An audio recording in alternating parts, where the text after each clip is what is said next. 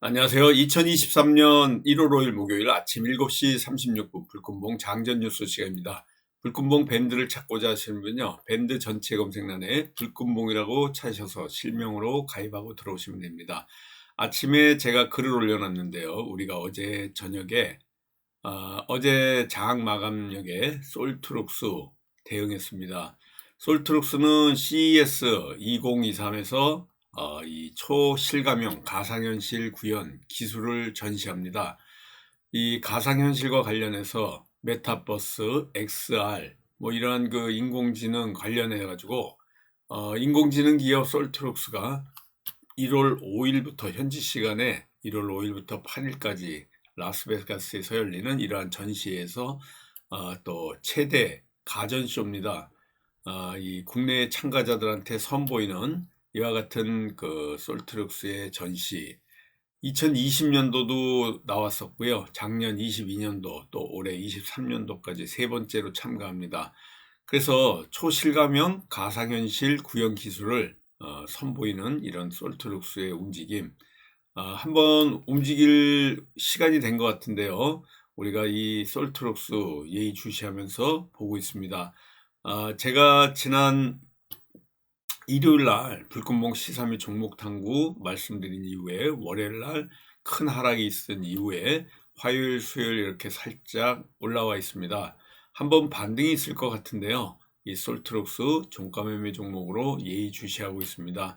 언제든지 상승할 수 있는 자리에 있는 이런 솔트룩스의 움직임을 우리가 유심히 좀 봐야 될 것 같고요. 또 어젯밤에 뉴욕 증시 상황을 살펴보자면 혼조세 처음에는 상승하다 조금 하락하다가 다시 상승으로 전환한 이러한 뉴욕 증시의 흐름인데요. 경계감이 정말 그 강하게 치고 올라오는 이런 뉴욕 증시 밤새 흐름이었습니다. 이 뉴욕 증시가 12월에 미국 연방 FOMC 정례의 의사록의 발표에 또 그 금리 인상이 계속 있을 것 같습니다.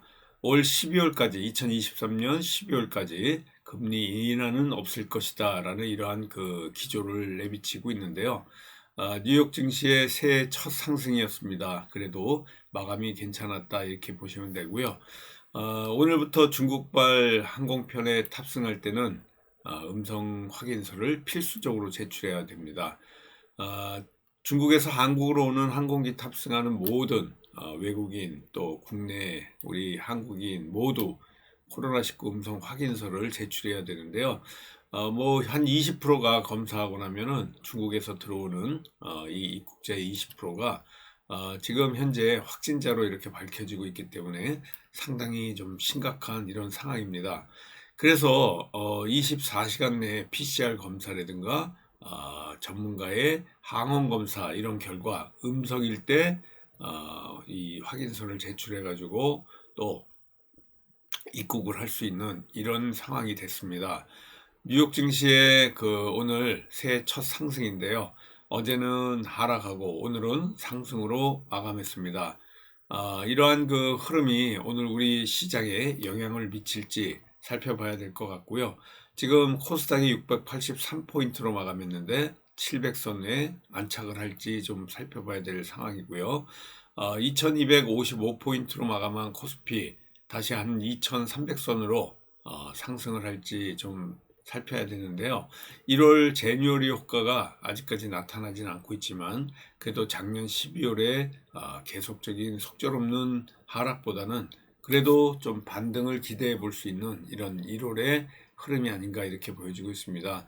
부동산도 지금 규제지역 대거 해제하고 토지거래 허가 구역도 풀리면서 이 하락으로 내있는 침체로 내딛는 부동산 시장에 활기를 줘가지고요.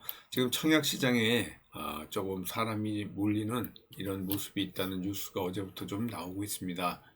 9.19 군사합의를 지금 파기할 가능성이 있는데요.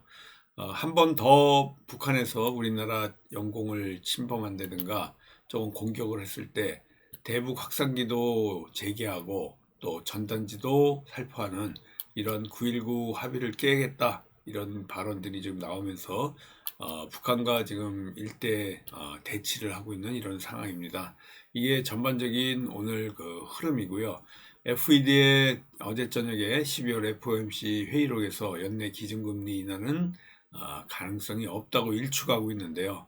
이 금융 여건을 부적절하게 이렇게 그 완화한다 그러면 물가 안정 보고 노력이 점점 복잡해질 것이다 이런 발언이 나오면서 조금 매파적인 발언이 계속 나오고 있습니다. 이 FED의 이러한 그 기준금리 인하 가능성에 대해서 조금이라도 좀 시사한다 그러면 통화정책 완화 이런 기대에 시장이 환호하면서 상승을 할 텐데요. 뭐 그런 신호는 전혀 보내지 않았기 때문에 FOMC 정례 회의록에서 이런 그 회의 참석자들이 모두 매파적인 발언을 했다 이렇게 보시면 되고요. 결국은 그 요번에 기준금리를 올릴 때는 0.25% 정도 인상할 것이다라는 이러한 그 힌트를 얻었던 회의 결과가 아닌가 이렇게 보여지고 있습니다. 어제는 우리 시장이 또 막 떨어지는데요. 이 WHO에서 중국 현재 새 변이나 돌연변이가 없다. 지금 중국에서는 BA와 또 BF 변이만 지금 97% 이상 감염이 되고 있다는 WHO의 지금 발표이기 때문에 우리가 염려하는 이러한 아주 강한 전파력의 이러한 그 X계열의 돌연변이 이러한 그 변이는 아직까지는 우리나라에 창궐하지 않고 중국에도 없다 이런 발표가 있었습니다. 코로나 전쟁의 새 전쟁이 이제 중국발에 나오는 변이 바이러스냐 아니면 미국에서 이렇게 옮겨지는 변이 바이러스가 창궐할 것이냐 이런 두 개의 화두를 갖고 있습니다. 신종 코로나 바이러스 해가 바뀌어도 코로나는 아직까지도 우리나라도 뭐 6만 명에서 8만 명대로 3월까지는 계속해서 확진자가 나올 걸로 이렇게 보여지고 있고요. 수많은 신종 변이가 계속 등장하고 있고 또 중국의 또 확진자가 폭발하면서 코로나 확산 우려가 점점점 커지고 있습니다.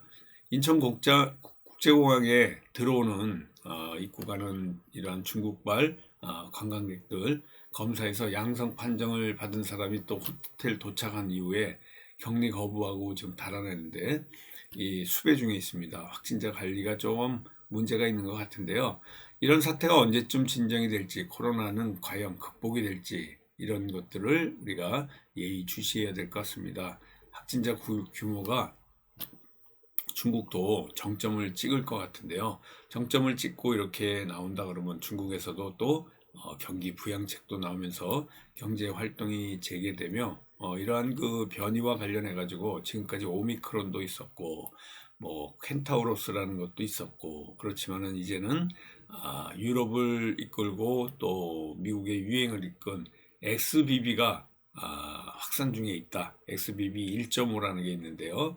이 X 계열의 이 돌연변이 이것이 우리나라에 과연 지금 한 14명 정도 확진이 된 상태고 중국에는 아직까지 몇 명 없는 상태인데요. 이 변이가 또 돈다 그러면 새로운 국면을 맞이할 가능성이 있다 이렇게 보시면 됩니다. XBB 1.5 같은 경우에는 미국에서 한 달 새에 뭐 거의 40% 이상이 지금 감염이 되고 있는 이런 상황이고요. 지금까지 우리가 맞았던 구형 백신 맞거나 이 감염되더라도 또 걸릴 재감염될 확률이 굉장히 높습니다.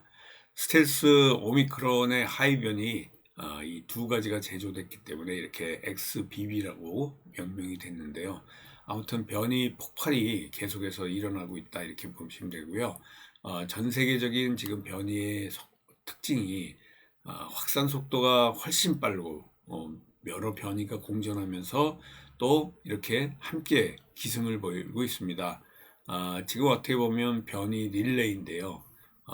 백신이나 기존의 계량 백신은 효과가 있는데 옛날에 맞았던 우리 1차, 2차에 맞았던 이런 백신에는 지금 좀 효과가 없다 이렇게 보여지고 있습니다.